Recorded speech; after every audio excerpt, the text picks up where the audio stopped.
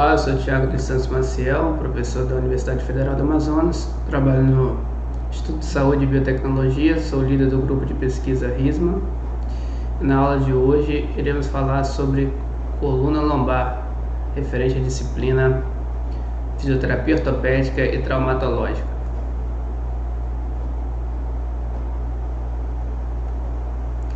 Primeiramente, iremos abordar a parte epidemiológica, de epidemiologia, na qual podemos destacar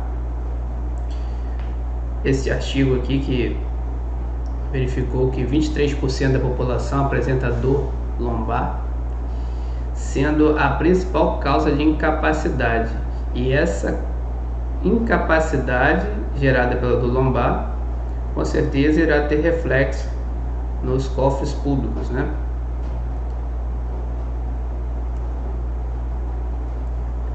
Então, nesse artigo aqui, publicado por Wu, o qual verificou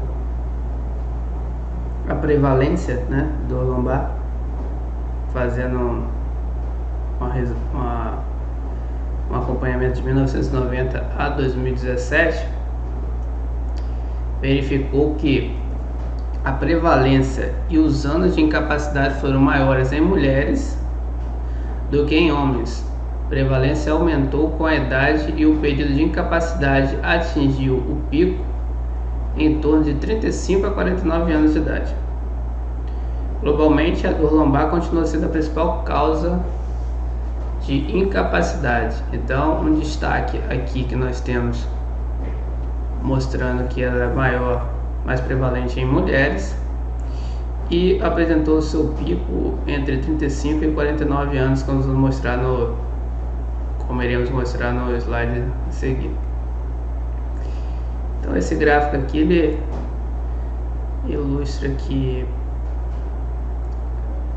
o comparativo dos anos, no decorrer dos anos, de 1990 a 2017, nesse intervalo de 35, como a gente tinha falado, a partir de 35, de 35 a 49 anos, houve um aumento. Então, aqui, 35 a 49 anos, houve um aumento de pacientes com indivíduos, com dor lombar, quando comparados em 1990 e 2017. Esse aqui é mais um artigo também, mostrando de 1990 a 2019, uma revisão sistemática, e colocando destaque aqui de 25 a 49 anos, em 1990 ocupava a quarta posição, continuou ocupando a quarta posição. De 50 a 74 anos, em 1990, ocupava a oitava posição e agora ocupa a sexta posição, liderando as causas aí de 2019. Esse está no top 6.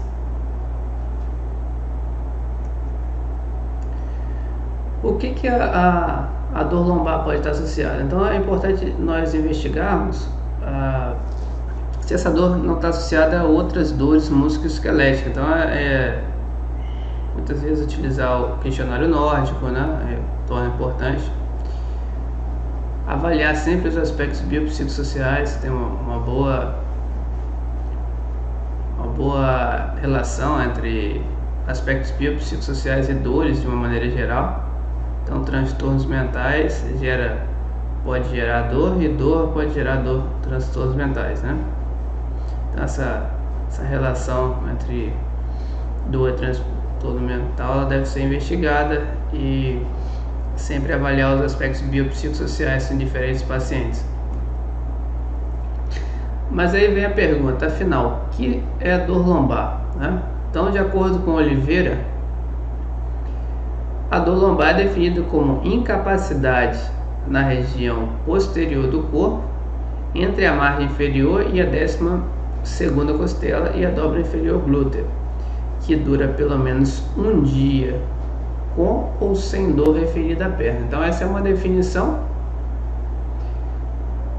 que nós temos, e o espectro é muito amplo, né, quando se fala de dor lombar. Então quando a gente faz uma busca no PubMed, utilizando a palavra dor lombar, só para ter uma ideia, né, existem várias formas de denominar, de classificar, de nomear a dor lombar. Então aqui nós temos aqui um exemplo aqui de 30 palavras sinônimos de dor lombar.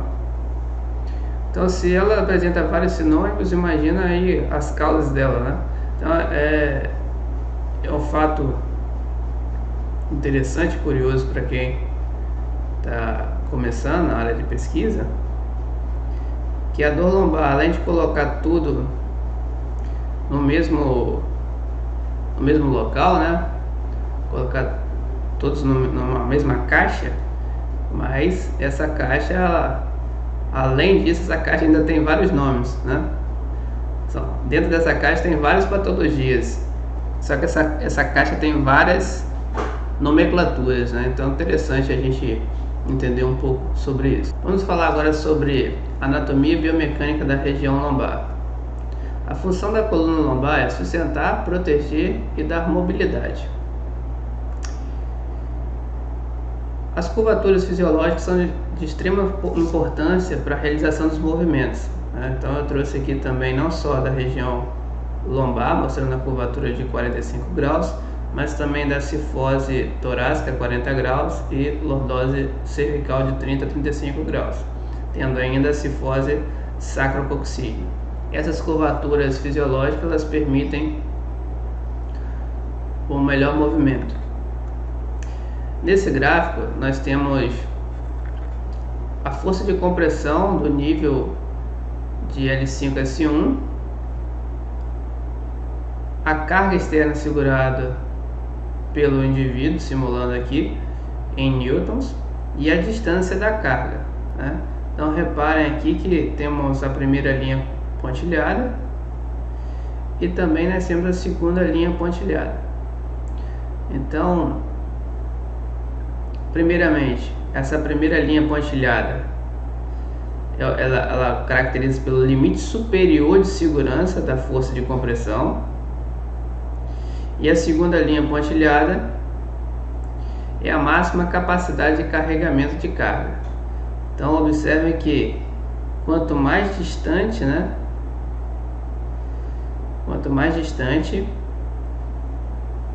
nós temos a distância da carga, maior é a carga externa segurada pelas mãos, e consequentemente aqui esses limites aqui vão influenciar no limite de segurança da força de compressão na região de L5-S1, assim como a máxima capacidade de carregamento da carga. Nessa vista superior nós temos as vértebras de L1, L2, L3, L4 e L5, mostrando aí o canal vertebral, né, a diferença de uma para a outra, aqui no formato mais, digamos, mais cilíndrico, né, mais ovalado, e aqui nós temos mais um formato mais triangular, à medida que desce para L4 e L5. Nessa vista lateral dessa figura, nós temos o corpo, né, de L1, o processo mamilar, o processo transverso, a faceta articular inferior, que vai se articular com a faceta articular superior de L2, o processo espinhoso e as lâminas, né? A lâmina é presente aqui também, possível visualizar. Já nessa imagem nós temos as fixações, né, do piriforme, ilíaco, psoas maior, estão aqui, né, em vermelho. Então tá aqui a fixação aqui do piriforme, aqui do ilíaco e do psoas maior, né, nossa região vermelha aqui, tá?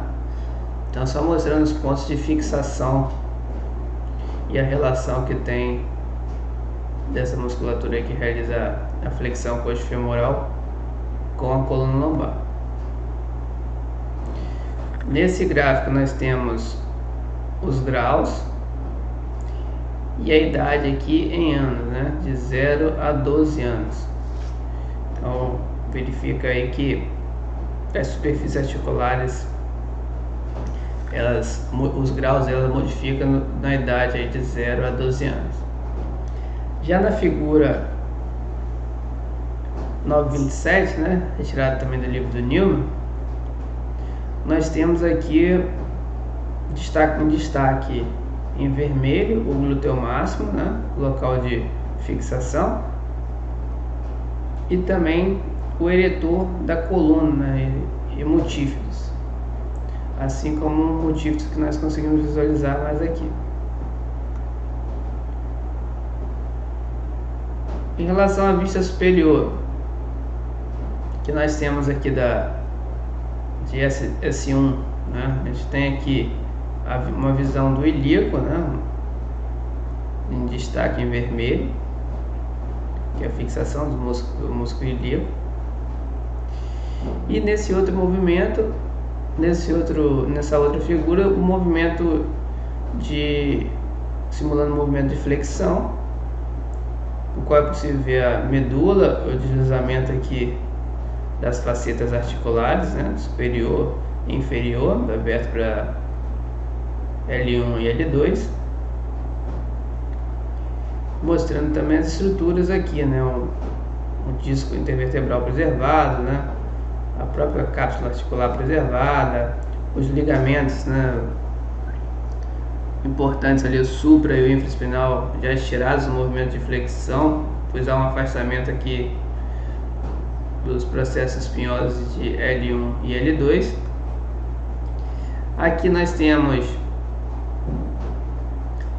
os movimentos realizados, a osteocinemática,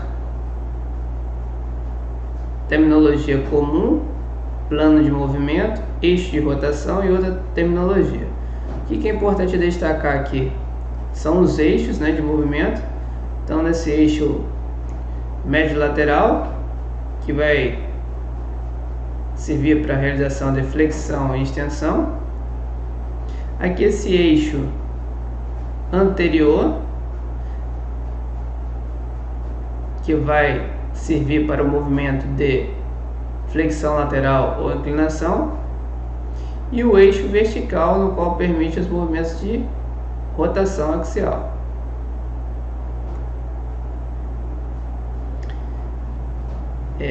Nessa imagem nós temos ilustrando os ligamentos intertransversais, né, entre os processos transversos, a cápsula da articulação apofisária, sempre revestida aqui, se trata de uma articulação sinovial, o ligamento supraespinal, né? Aqui tem o supraespinal e tem o interespinal. Então o supraespinal aqui acima do processo espinal, aqui ligando de L2 a L3, e aqui o ligamento interespinal ligando de L3 a L2 também. Então nós temos L3 L2, L3 L2, e o posicionamento do ligamento supraespinal e do ligamento interespinal, tá? A articulação apofisária aqui é aberta para vocês terem uma visão. Aqui a diferenciação aqui dos ângulos, né? As orientações espaciais que nós temos das articulações apofisárias, para ter uma visão global da vértebra cervical, torácica e lombar, com os ângulos de 20 graus aqui em axis, 45 graus, C6, T4 15 graus e L2 25 graus.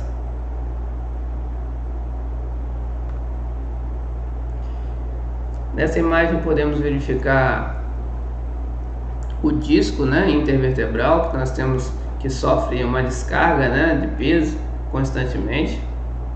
Esses discos são hidratados no momento que nós ficamos em repouso, mas enquanto nós estamos recebendo carga, né, nós estamos sentados em pé ou fazendo alguma atividade, ele tem uma pressão hidrostática aqui que ela é dissipada aqui para diversas direções, né, tendo aqui o platô superior e o platô inferior. E aqui nós podemos ver nessa figura o núcleo pulposo, né, bem hidratado, e o ânulo fibroso. E aqui as organizações detalhadas desse ânulo fibroso de acordo com os ângulos, né? Então possuem um ângulo também específico para permitir uma dissipação dessa carga e sustentação também e manutenção do núcleo pulposo no local, sem que haja qualquer tipo de comprometimento. E quando há algum tipo de comprometimento, né, nesse disco, aqui setado na seta de entre L4 e L5 e L5S1, mostrando aqui uma evidência de degeneração discal da ponderação de T2.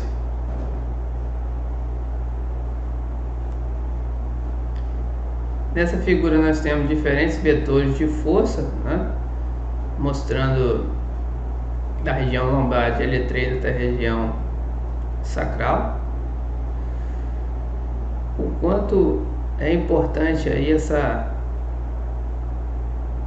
angulações, esses vetores de força para poder distribuir esse peso corporal. Nessa imagem nós temos a inclinação da pelve com extensão lombar associada, e nessa imagem nós temos a inclinação posterior da pelve com flexão lombar. Então, em diversas tarefas do dia a dia, esses movimentos eles acabam sendo sincronizados, né? Então, quando eu realizo a inclinação anterior da pelve com extensão lombar, há uma atuação dos músculos extensores lombar e também dos flexores do quadril. Já no movimento de inclinação posterior da pelve com flexão lombar, nós temos aqui a presença dos músculo abdominal, tá? E aqui mostrando a articulação apofisária, que o movimento que realiza o movimento artrocinemático.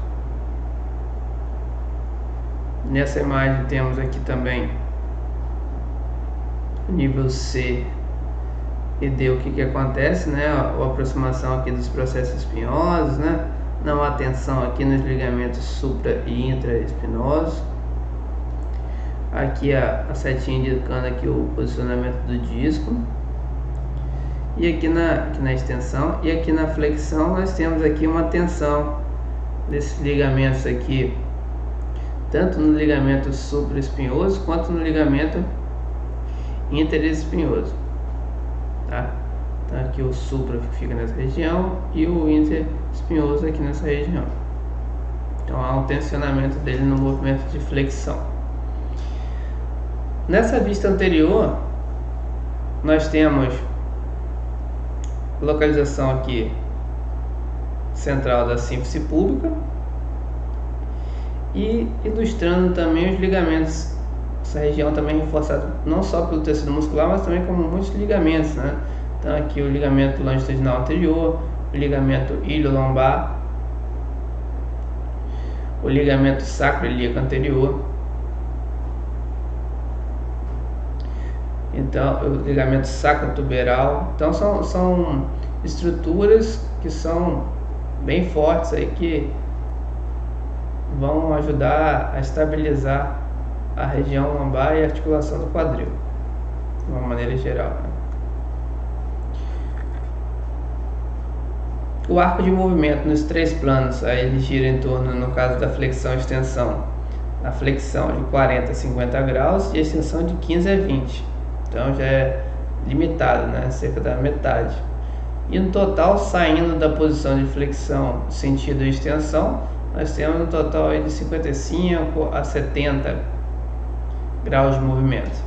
A rotação é sem dúvida o movimento mais limitado, a região lombar, de 5 a 7 graus e a flexão lateral no plano frontal 20 graus. Flexão lateral ou inclinação, também chamada de inclinação, dependendo da bibliografia. Aqui ilustrando, já antecipando aqui cenas do próximo capítulo, uma severa espondilolistese, né, que possivelmente aí grau 5, grau 4, né, dependendo aqui, tem que fazer uma tabelinha aqui para verificar uma tabelinha para ver qual que é esse nível, né, provavelmente ele de nível 4 ou 5. Aqui nós temos uma herniação, mostrando a herniação, já são situações patológicas, que tanto a espondilolistese, que é o deslizamento de uma vértebra com a outra, né, uma vértebra superior com a inferior, uma região com a outra, no caso aqui a L5 com a S1. Aqui é o caso de herniação com núcleo pulposo, havendo aqui uma compressão aqui no canal vertebral, na região da medula. Aqui nós temos uma herniação do núcleo pulposo também, mostrando aqui para identificar os processo espinhoso, as raízes, né, que saem daqui,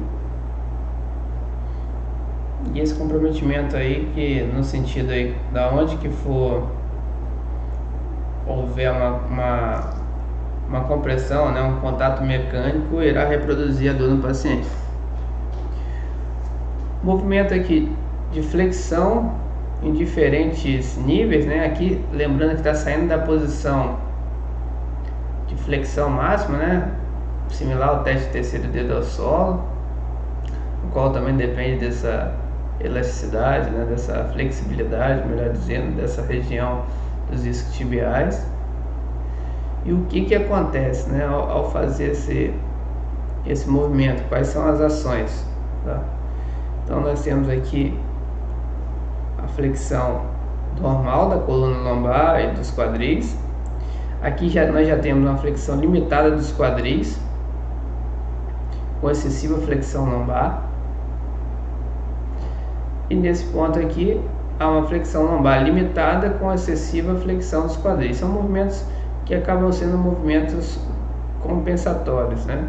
Então uma estratégia cinemática normal é utilizar para flexionar o tronco a partir da posição de pé, incorporando uma flexão quase simultânea de 40 graus de movimento. Então, nós temos aqui, nessa situação, saindo da fase inicial de flexão para posição normal, com a ação dos extensores lombares, glúteo máximo e músculo isquiotibial. Assim acontece também na posição entre a flexão máxima, né, digamos aqui, né, que foi caracterizada como a fase inicial, e entre a fase final, que é o indivíduo em pé, quando não tem ação. Então você trabalha nessas amplitudes aí de flexão e essas musculaturas. Aqui nós temos alguns efeitos cinesiológicos relacionados ao movimento de flexão e extensão. O que acontece, né? Então nós temos aqui a estrutura, o efeito da flexão, o que acontece, e o efeito na extensão. O que acontece na flexão com o núcleo pulposo? Então ele deforma ou é empurrado para frente, o ânulo fibroso, a face posterior é estirada, a articulação apofisária, a cápsula é estirada, minimiza a área de contato articular, diminuindo o carregamento articular, e no forame intervertebral ele é alargado. Já o efeito na extensão, o núcleo pulposo ele deforma ou é empurrado para trás, o ânulo fibroso, a face anterior é estirada, a articulação apofisária, a cápsula lá afrouxa na extensão, somente em extensão neutra, maximiza a área de contato articular na extensão, tem aproximação, né, devido à aproximação. Nós temos aqui um aumento do carregamento articular e um estreitamento ali do forame intervertebral, isso aqui na extensão.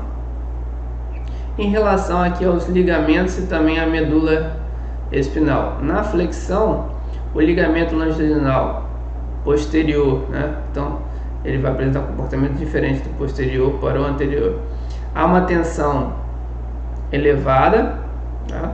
No ligamento longitudinal posterior, na flexão. O ligamento amarelo também é uma tensão, assim como o ligamento interespinal, o ligamento supraespinal. E no ligamento longitudinal anterior, na hora da flexão, obviamente ele é reduzido, né? Já na medula espinal há uma tensão elevada. Já os efeitos na extensão, há uma tensão reduzida no ligamento longitudinal posterior, no ligamento amarelo ou flavo, né? No ligamento interespinal, no ligamento supraespinal. Já no ligamento longitudinal anterior já tem uma tensão elevada, obviamente também nós sabemos por quê. E na medula espinal a tensão já é reduzida no movimento de extensão. Então, um posicionamento comum aí no home office, né, essa postura nossa. E nós temos aqui mostrando aqui o comportamento aqui e o eixo, né, que eu falei sempre das curvaturas, estão podendo estar correlacionados nos movimentos, né, até nesse caso aí o indivíduo está simulando a atividade no computador. E aqui nós temos aqui os eixos, né? O eixo corporal com a posição já com a cabeça anteriorizada, uma hipercifose, uma hipercifose e também aqui uma anteriorização da cabeça. E aqui já um posicionamento mais desejável. Nós temos esse gráfico aqui mostrando diferentes arcos de movimento, né, em graus no eixo X, apenas como curiosidade, mostrando aqui o movimento da cervical, por exemplo, predominante aqui de rotação axial, mostrando aqui que apresenta boa amplitude de movimento, né? E aqui mostrando que, como a gente já havia falado anteriormente, na região lombar, a rotação, o movimento de rotação na região lombar ele é bem limitado, comparado até com a torácica, né, que já tem pouca mobilidade, quanto a região cervical. Já os graus de movimento aqui de flexão e extensão, ele apresenta uma boa amplitude de movimento, né, considerando aqui. Ele perde aqui para região cervical, mas ele ganha da região torácica, né? Embora a torácica baixa apresente um comportamento bem similar aqui. E em termos de inclinação, elas possuem parecidos, né? Os graus de movimentos bem limitados também na região, tanto na torácica quanto na região lombar, e um pouco mais aqui de inclinação na região ou flexão lateral da região cervical. Aqui nós temos a dissipação da carga da região sacroiliaca, no sentido coxo-femoral. Importante também essa dissipação seja realizada de forma equilibrada, né? Nessa imagem nós temos aqui de uma tomografia computadorizada no corte transversal a identificação que nós temos aqui da região do ilíaco, né? Então, da região do ilíaco aqui está a espinha ilíaca anterior superior e aqui a região do promontório sacral. Nessa imagem posterior nós temos a região lombosacral, nós temos os ligamentos, mostrando aqui os ligamentos intertransverso, ligamento supraespinal, o próprio ligamento aqui iliolombar. Aqui nós temos ligamentos sacro-ilíacos posteriores, ligamentos sacro-ilíacos posteriores tanto curto quanto longo, né? Aqui o forame, nós temos aqui do forame do ciático maior, o ligamento sacro-espinhoso e os ligamentos sacro-tuberal. Assim como também temos os ligamentos sacro-coxígenos aqui nessa região, né? Tanto profundo quanto superficial. E aqui o tuberosidade isquiática, né?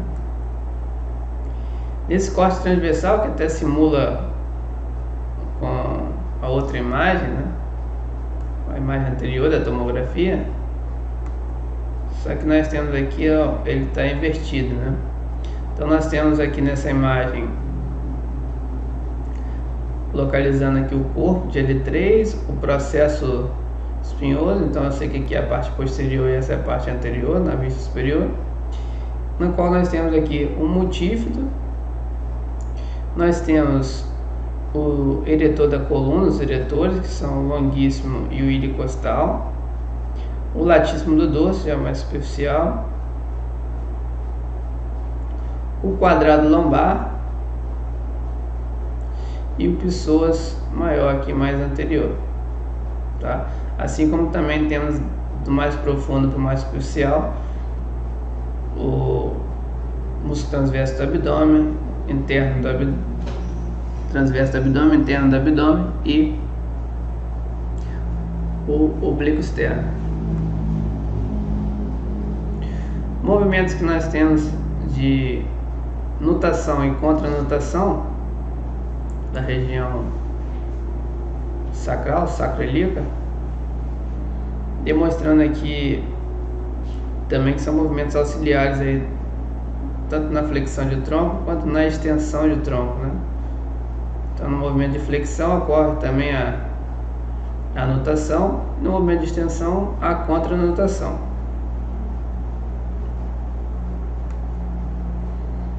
Aqui nós temos diferentes vetores de força também, no sentido caudal, aqui é caudal em sentido superior, mostrando aqui a estabilização aí durante o movimento de nutação e contranutação. Então são movimentos importantes aqui da região sacroilíaca que são realizados no dia a dia e também está associado com a flexão e extensão da coluna lombar.